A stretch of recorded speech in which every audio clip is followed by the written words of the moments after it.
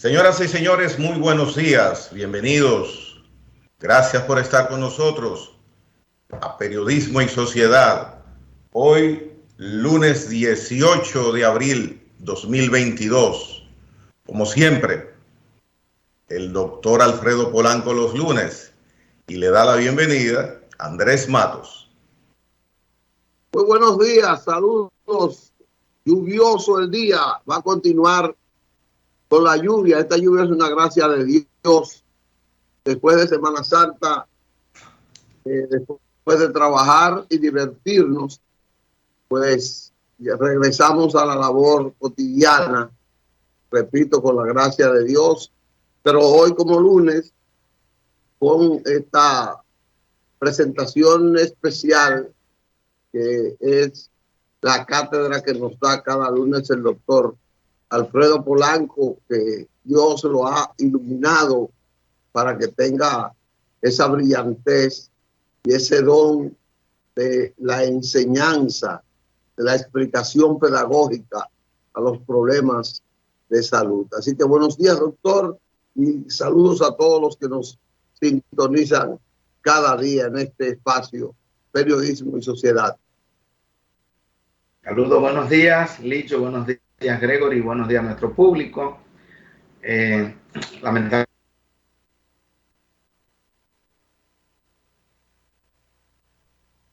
Bueno, ojalá sea momentáneo, pero se ha frisado la comunicación con el doctor Alfredo Polanco. Estaba todo bien y se ha frisado su comunicación. Bueno, Licho, en lo que el doctor pues se reintegra, ¿cómo ha estado todo en esta Semana Santa? Bueno. Regresó. Doctor, Sí. Parece, doctor, que su internet está un poquito, la señal está un poco débil por allá, pero vamos a hacer el intento para seguir, ver cómo lo reforzamos. Sí. Ok, vamos a ver, en cualquier caso tendría que hacerme la llamada de nuevo por otra vía, para ver. No sé si ya se está escuchando bien. Sí. Sí, se escucha. Ok. Perfecto. Entonces, en el día de hoy vamos a conversar. Ustedes saben que en este fin de semana las personas, todo el mundo se ha desbordado con lo que es la comida. Y la comida copiosa trae como consecuencia alteraciones importantes en nuestro sistema, sobre todo cuando un paciente padece de diabetes mellitus o cuando padece de hipertensión arterial. En el día de hoy, el tema es básicamente sobre la diabetes. Vamos a hablar un poquitito de diabetes, a petición de muchas personas. Y vamos a definir claramente lo que es la diabetes y luego las implicaciones a que esta conlleva o las complicaciones. Pues bien, la diabetes es un trastorno metabólico en el cual existe una deficiencia total o absoluta o parcial de lo que es la insulina. Cuando la gente escucha la palabra insulina, le tiene miedo. Sin embargo, la insulina es una hormona que es producida por nuestro páncreas y es la hormona responsable de hacer que los carbohidratos o los azúcares se utilicen en nuestro cuerpo para producir energía. De manera que si no tenemos insulina, no vamos a utilizar los carbohidratos como fuente de energía. Por tanto, ¿qué vamos a tener?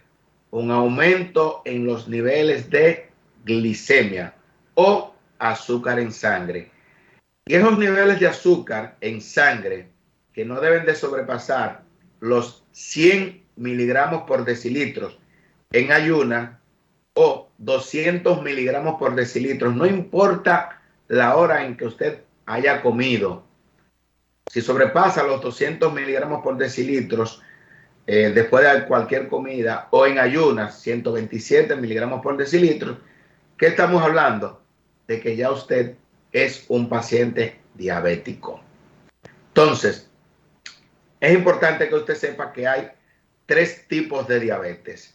Una, que es prácticamente pasajera, que es la diabetes gestacional, esa que se le presenta a la mujer embarazada y que luego del embarazo la mujer vuelve a la normalidad. 2, la diabetes tipo 1, que es ese paciente generalmente joven, adolescente, un niño, que tiene un déficit completo de insulina, no produce insulina, y ese paciente inmediatamente cesa la producción de insulina, va a tener niveles de glicemia elevada. Por lo general, es un paciente delgado, es un paciente que no necesariamente tiene que tener antecedentes familiares de diabetes, y es un paciente que de ahora en adelante va a necesitar las inyecciones de insulina todos los días. Como número 3, tenemos el diabetes mellitus tipo 2, que representa la mayoría de los pacientes diabéticos. Y vamos a hablar algo especial con respecto a este tipo de paciente, ya que el 90% de los pacientes corresponde a diabetes mellitus tipo 2. ¿Cuál es la importancia de este paciente diabético tipo 2? Que este paciente generalmente tiene antecedentes familiares de personas diabéticos, el padre, la madre, hermanos, etc. Es un paciente que generalmente está sobrepasado de peso o tiene obesidad. Y otro dato bastante importante es que ese paciente podría tener niveles de glicemias elevadas, azúcar en sangre, y no presentar ninguna sintomatología clínica. ¿Cuándo este paciente va a presentar sintomatología clínica? ¿Qué es lo que ocurre, por ejemplo, ahora en esta época, después de que las personas ingieren grandes cantidades de alimentos? Que ese paciente que mantenía niveles de glicemia o azúcar en sangre alrededor de 200 miligramos por decilitro, 250, que es completamente anormal. Ese paciente tomó habichuela con dulce en su casa, donde la vecina, donde la hermana, etcétera, y presenta entonces niveles de glicemia en 400, en 500, en 600 miligramos por decilitros. Y presenta una complicación que se denomina estado hiperosmolar hiperglicémico, o puede ser también la denominada cetoacidosis diabética. El paciente comienza a orinar mucho, el paciente muchas veces, si es una cetoacidosis diabética, tiene dificultad respiratoria, está orinando mucho, y ese paciente hay que llevarlo a una emergencia. Cuando se les realizan los análisis, ¿qué se va a encontrar? Una glicemia en 400, en 500, en 800 o en 1000. Yo he encontrado pacientes que tienen glicemias en 1800 miligramos por decilitros. Asimismo, producto de una descompensación metabólica, producto de una comida copiosa. A ese paciente, lógicamente, ¿qué tenemos que hacer? Ingresarlo, tenemos que hidratarlo con soluciones salinas y tenemos que administrarle esa hormona que el paciente no está produciendo en cantidad o en calidad, que es la denominada insulina.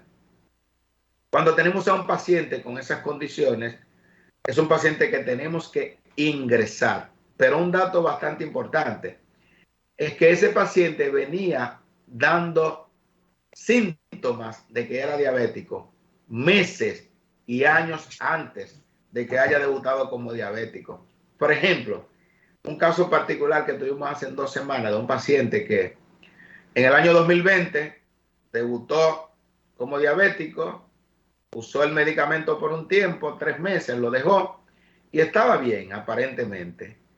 Entonces, ese es el problema de la diabetes. Entonces el paciente dice, bueno, posiblemente yo tenía una diabetes emocional. Entonces, este es el momento de nosotros aclarar que no hay diabetes emocional. A usted no se le sube el azúcar a 200, a 400 o a 500 por ninguna emoción. O sea, que si Doctor, usted... Sí. doctor, pero es socorrido, es común escuchar en personas, no, eso es emocional, eso, o sea, se da como un hecho. ¿De dónde viene esa presunción de que hay diabetes? Lo tuyo es emocional, la diabetes. Sí, ¿De dónde así viene? se le habla, así se le dice a la hipertensión arterial, así se le dice a la diabetes, Oh, así se le dice a cualquier enfermedad de la cual el paciente no la haya querido aceptar, porque ningún médico le dice a usted que usted tiene una hipertensión emocional, que usted tiene una diabetes y que todo fue emocional. No, el médico le va a decir a usted, mire, usted es diabético. De ahora en adelante se le hizo el diagnóstico de diabetes y usted es diabético. Tengo pacientes, por ejemplo, la semana pasada, una paciente 8 años diagnosticada como diabética y va a mi consulta de nefrología y la primera pregunta que le hago, ¿usted es diabética? Mira a un lado, mira a su esposo, dice, no, permítame los medicamentos que está usando. Está usando metformina, está usando glimepirida, o sea, 2 medicamentos para la diabetes. ¿Qué tiempo tiene usándolo? 8 años. Pues mire, señora, si a usted alguien o sus médicos no le habían dicho que ese medicamento es para pacientes diabéticos, yo se lo estoy diciendo. Que es importantísimo que el médico le aclare a su paciente que no es prediabético, que es diabético. Lógicamente, si hay prediabetes, pero muchos de estos pacientes que están utilizando estos medicamentos es un paciente que está usando durante 8 años un medicamento para diabetes. Entonces, no es para diabetes emocional, porque si fuera emocional, inmediatamente pasara la emoción, pues te devolviera la enfermedad. Y nadie vive 8 años con una emoción, emocional. emocionado. Entonces, de ahí la importancia de que el paciente sepa que la diabetes es una condición, es una entidad clínica con la cual puede vivir 10 años, 20 años, 30 años, 70 años, el tiempo que sea, siempre y cuando el paciente acepte de buena primera su condición. ¿Qué ocurre con el que no acepta la condición de que es diabético o de que es hipertenso? Que como no la ha aceptado, ese paciente no va a tener apego a la medicación. Cuando usted le dicen que tiene el colesterol un chin alto y que bueno, me bebo los medicamentos y el médico te dice, bueno, tendría que... No, usted tiene colesterol y triglicéridos altos, usted tiene colesterol alto, usted es hipertenso, usted tiene que usar sus medicamentos para la hipertensión, tiene que usar sus medicamentos para la diabetes, porque usted es diabético. Muchos pacientes alegan que no usan los medicamentos para no crear hábito o adicción. No, no me voy a hacer adicto a ningún medicamento. Esas son de las palabras que nosotros frecuentemente escuchamos. Créanme, un medicamento para la presión o para la diabetes no provoca adicción para nada. Es un medicamento que usted, al igual que las 3 comidas o las 5 comidas que usted se come al día, les va a hacer falta. ¿Por qué? Porque es la manera de usted controlar los niveles de azúcar en sangre. ¿Por qué? Usted puede permanecer durante 1 año, 2 años, 3 años con el azúcar en 400 y no tener mucha sintomatología o pensar que no tiene mucha sintomatología. Porque ¿qué ocurre? Usted se acostumbra a orinar cada 5 minutos y usted piensa que eso es normal, pero el que está con usted dice, pero el doctor Polanco en lo que estamos aquí se ha levantado al baño en 1 hora 4 o 5 veces y no está bebiendo cerveza, es diabético. Entonces, eso es lo que estamos viendo por fuera que está provocando la diabetes a ese paciente, que lo está poniendo a orinar mucho.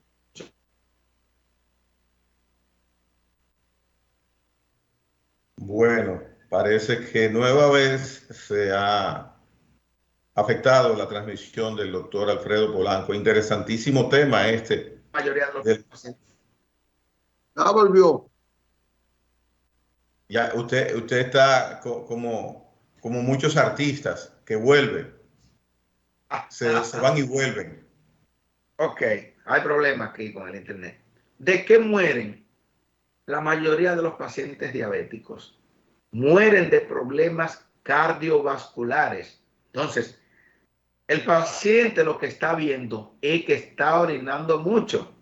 Ahora, el corazón está sintiendo los niveles de azúcar que están dañando lentamente el corazón, que están dañando lentamente los vasos sanguíneos. Entonces, ¿de qué mueren la mayoría de pacientes diabéticos? De infarto agudo al miocardio, como le decimos todos, de enfermedades cardiovasculares. Oh, ¿y qué pasó con Juan si apenas hace 2 años que le diagnosticaron diabetes y ya murió de un infarto?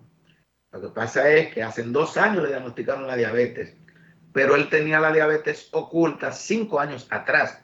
Son 7 años, 2 años sin Doctor, tratamiento, 2 años con tratamiento y 5 sin tratamiento. Y doctor, entonces el paciente, sí. no, ese proceso de que una persona muere de un infarto a causa de la diabetes, ¿por qué se produce? Porque el infarto proviene de la falta de oxigenación en la sangre, ¿no es verdad? Correctamente. Quien lleva la sangre a las diferentes partes de nuestro cuerpo son los vasos sanguíneos, es decir, las arterias. Entonces, la diabetes se encarga de dañar el medio por el cual se transporta la sangre, o sea, los vasos sanguíneos.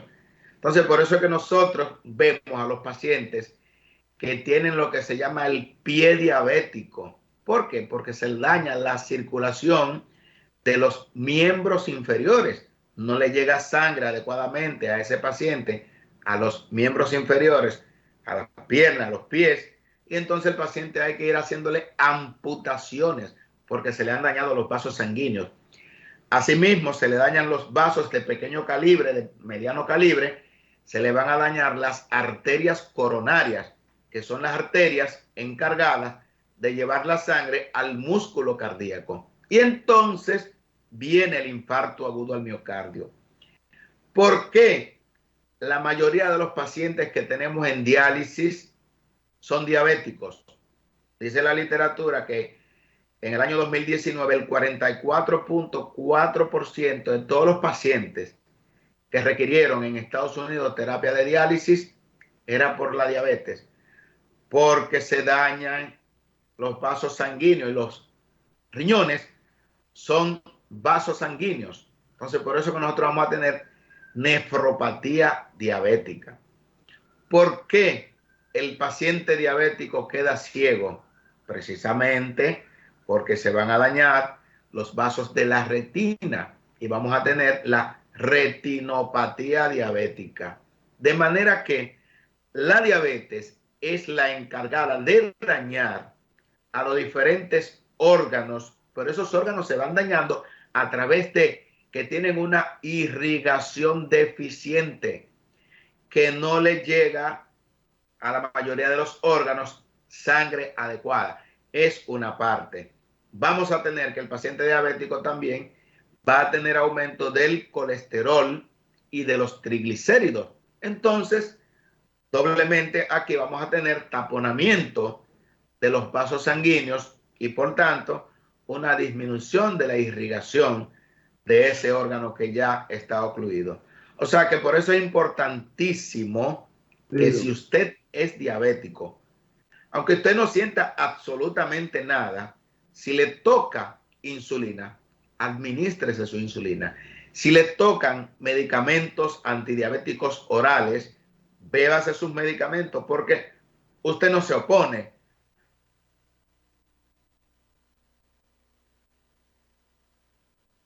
Siempre en el mejor momento que el doctor Polanco está desarrollando el Contra tema. diabetes. Bueno, Es la decía señal. doctor que Para en el momento es sí. que mejor está su transmisión, es que viene el inconveniente técnico. Pero continúe, continúe. Ok, es bastante importante entonces para evitar estas complicaciones que son crónicas, complicaciones crónicas de la diabetes, que usted no la va a ver hoy ni la va a ver mañana, la va a ver dentro de 5 años, dentro de 10 años, dentro de 15 años. ¿Y qué usted dirá cuando hayan pasado esos años?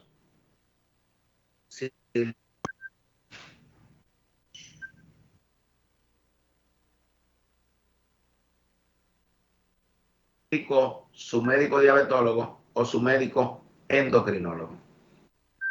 Doctor, yo quería preguntarle lo siguiente. Dentro de tantas informaciones que usted da, pues es normal que uno se atemorice, el diabético también diga, wow, salir de esto para mí va a ser difícil. ¿Alguna noticia importante en torno a la lucha que tiene la ciencia a nivel mundial para combatir la diabetes? Se me fue un poquito.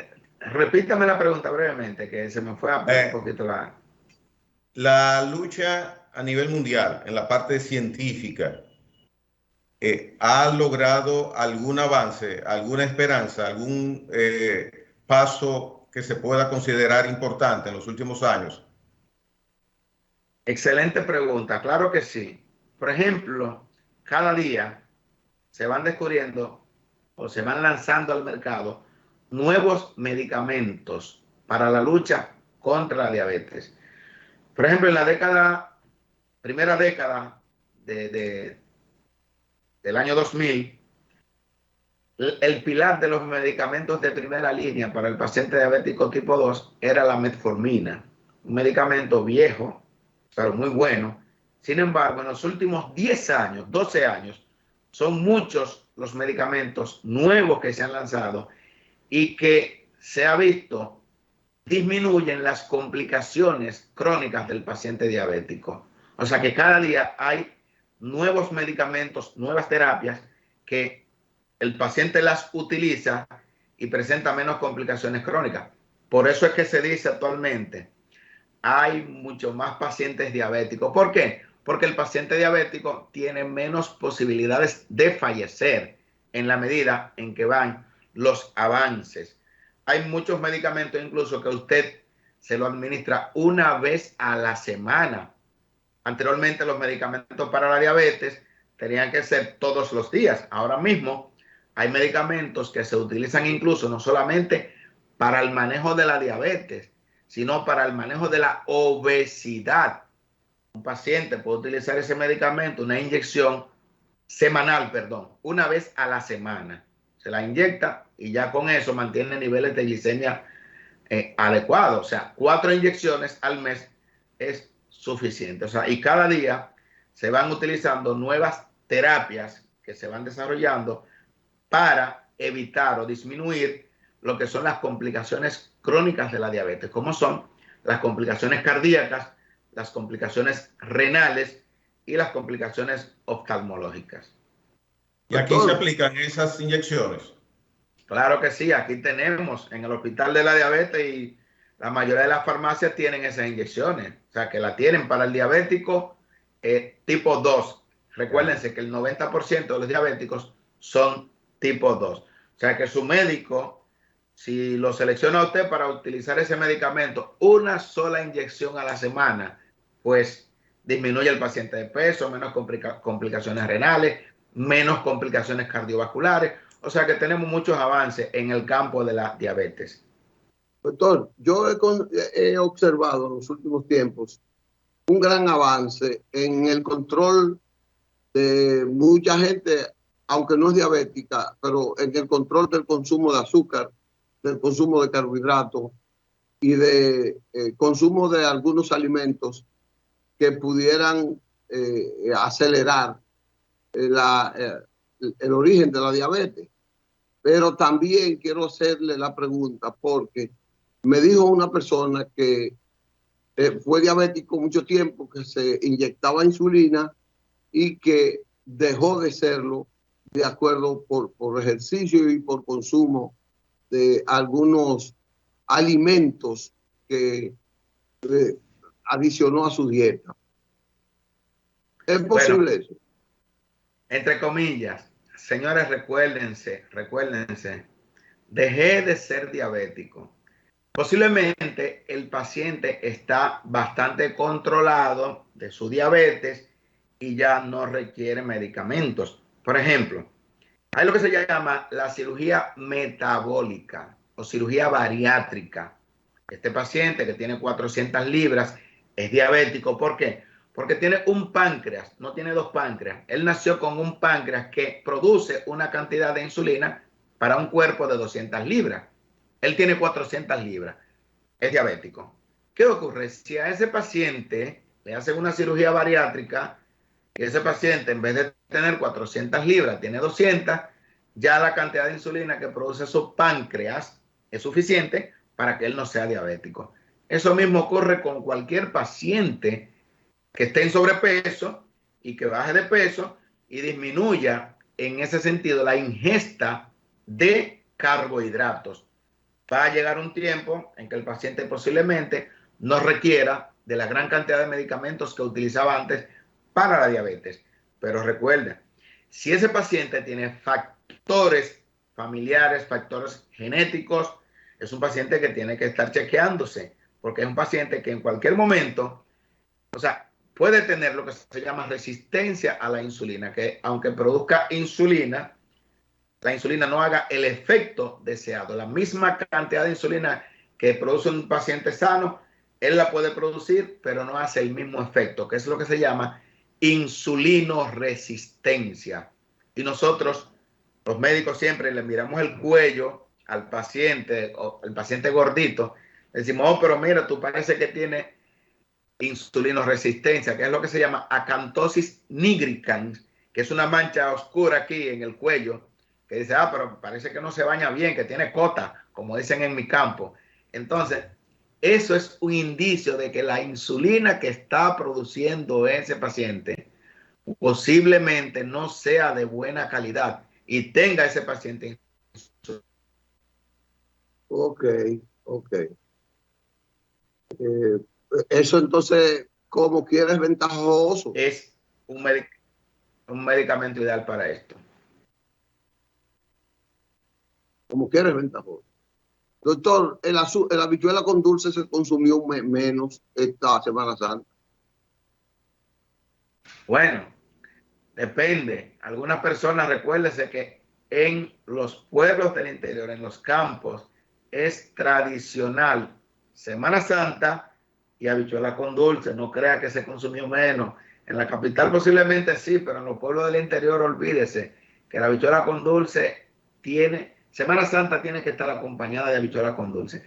Exhortamos a todas las pacientes, que ese fue el objetivo del tema, a que se hagan sus chequeos de sus niveles de azúcar en sangre. Si usted tuvo una dieta desordenada, limite en esta semana ya y siempre el consumo de azúcares, haga ejercicio por lo menos 30 minutos de ejercicio al día y con su tratamiento adecuado, posiblemente usted no tenga que caer en una de las emergencias. Doctor, le está faltando la tercera categoría.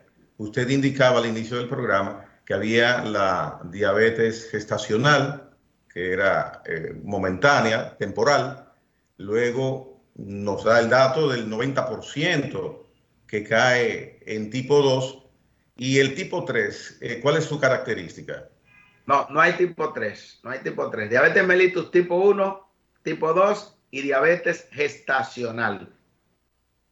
Ah, Tipo ya. 1, Correcto. Ok. sí, correcto. Entonces, el mellitus tipo 2 es donde se necesita inyectarse la insulina. El tipo 1 es el paciente diabético generalmente que debuta un niño, un adolescente, un jovencito, un niño de 1 año que debutó como diabetes. Ese es tipo 1. Ese paciente no produce nada de insulina. Ese paciente necesita las inyecciones de insulina.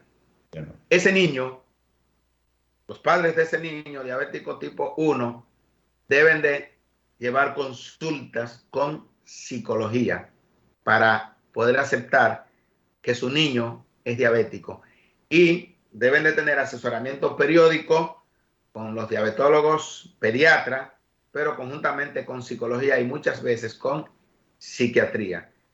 En nuestro glorioso Hospital de la Diabetes tenemos un departamento especial para esos niños diabéticos tipo 1, que es un poquito más difícil el manejo. Imagínense usted un paciente de 2 años, de 3 años, con esa condición de diabetes, pero ese paciente tiene todas las esperanzas de vida.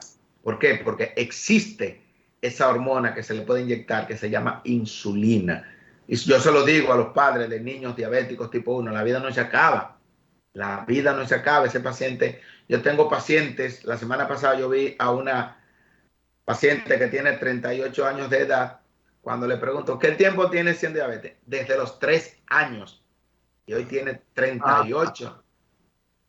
Sí, o sea, entonces son motivos de esperanza, señores. La insulina, que fue descubierta en el año de 1920, es una hormona que vino, o sea, cumplió un siglo, la insulina, vino a revolucionar la vida del paciente diabético. O sea, antes de eso, usted era diabético, sobre todo tipo 1, y no tenía posibilidades de vida. O sea que tenemos muchos avances en el campo de la medicina.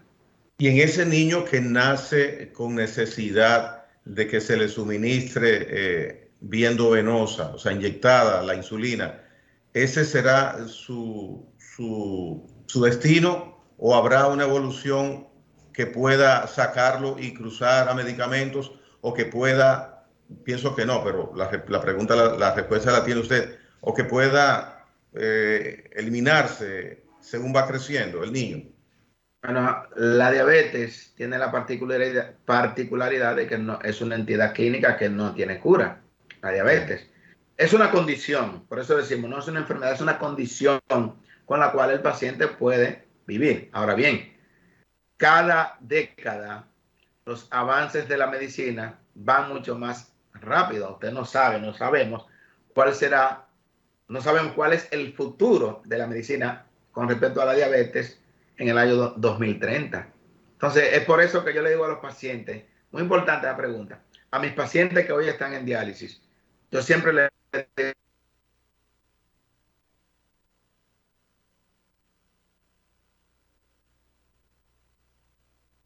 Bueno, Otra vez. sí, esa ha sido la característica de hoy.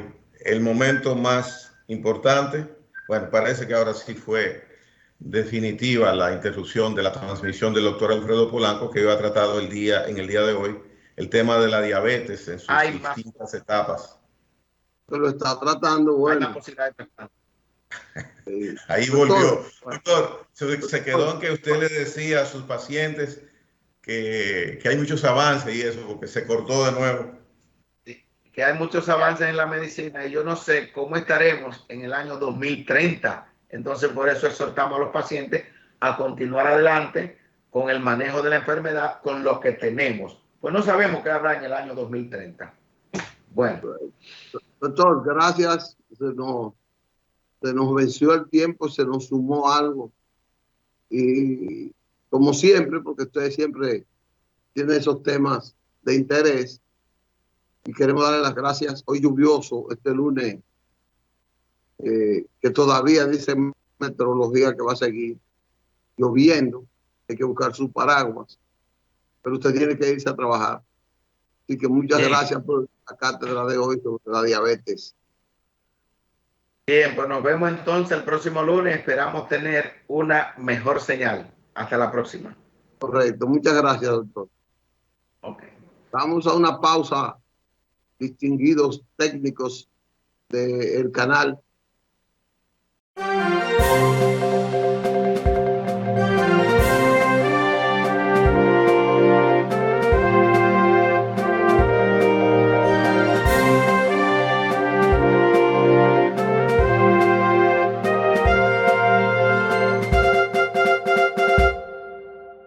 Vamos con el desarrollo de periodismo y sociedad. Como siempre, excelente, excelente la presentación del doctor Alfredo Polanco, hoy tratándonos el tema de la diabetes. Muchas personas estoy seguro que asimilan esto y como él dijo, después de esta Semana Santa, donde hubo mucha ingesta de habichuela habichuela con dulce, pues no está de más que se haga un chequeo médico y que también frene la ingesta de los mismos dulces y de carbohidratos. Así que a cuidarse, es lo que dice el doctor. Pero eso es lo necesario. Eso es lo necesario. Tenemos otros temas, Gregory. Se dio una Semana Santa lluviosa. Hasta ahora eh, eh, estuve escuchando al general Juan Manuel Méndez.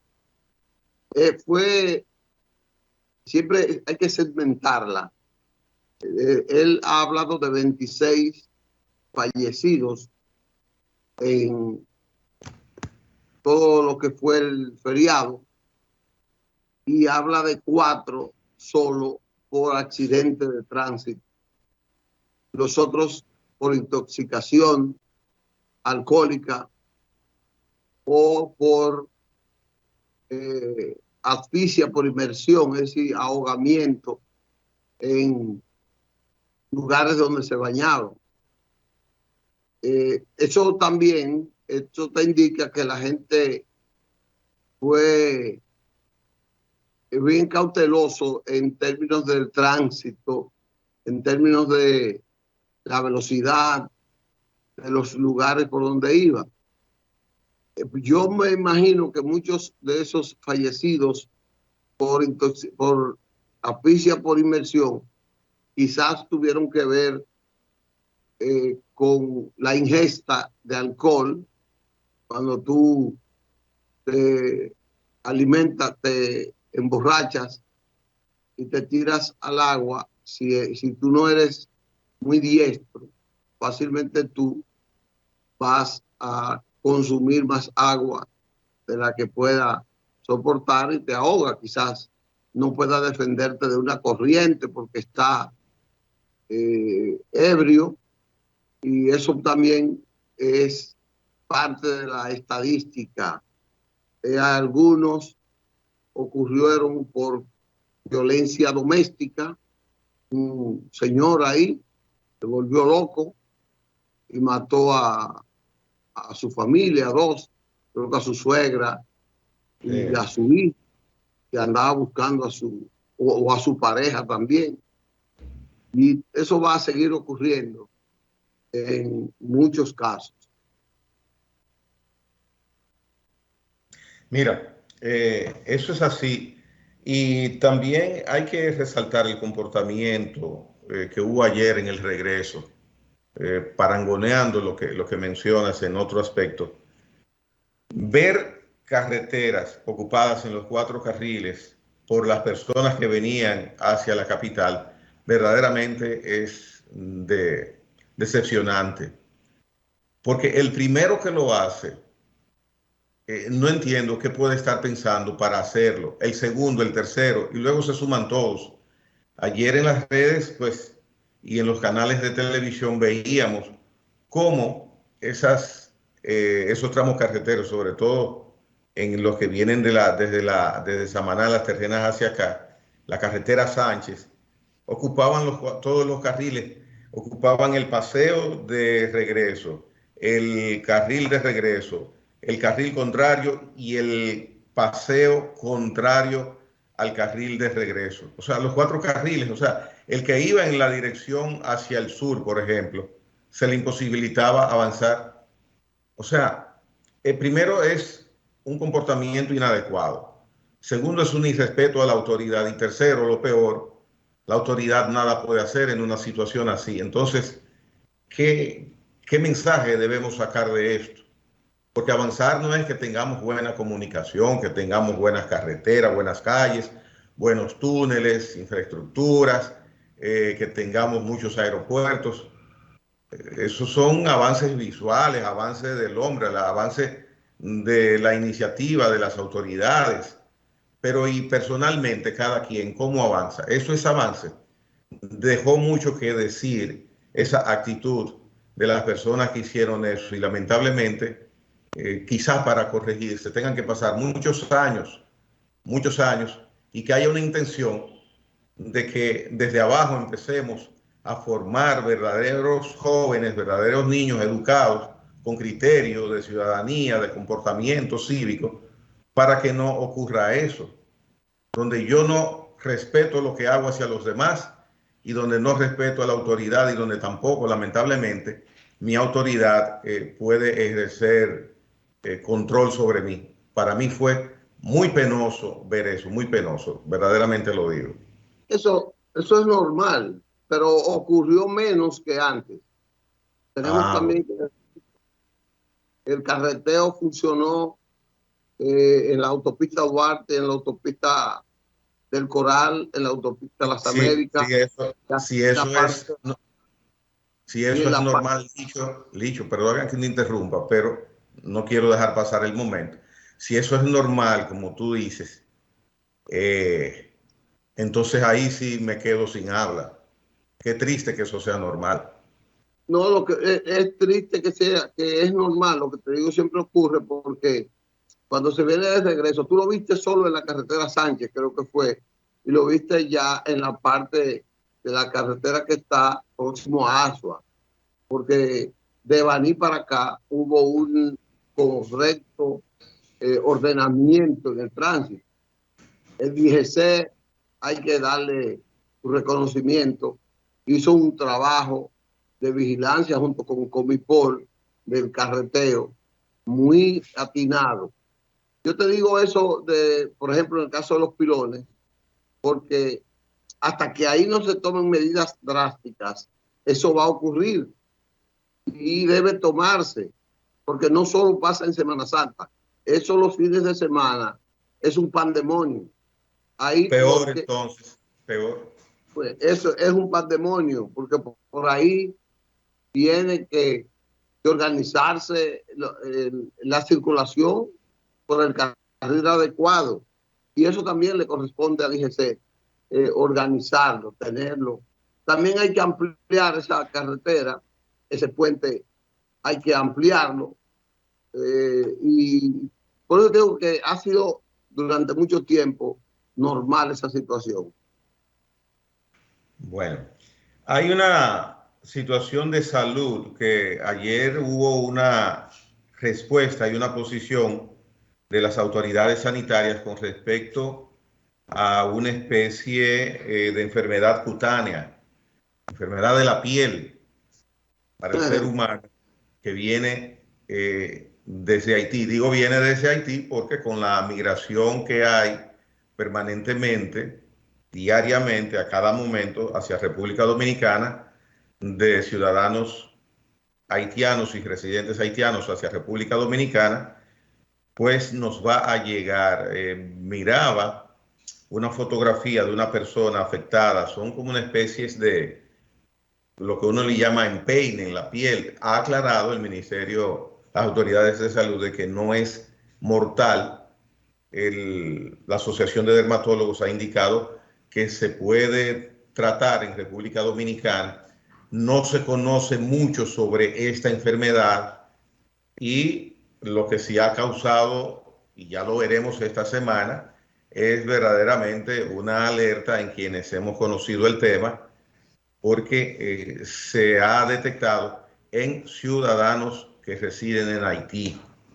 Y si bien no es mortal, pues yo no voy a querer, tú no vas a querer contagiarnos con una situación como esta, que tiene un tratamiento todavía no muy especificado y vamos a tener cierto cuidado entonces de que una persona con esa situación ande ni siquiera cerca de nosotros.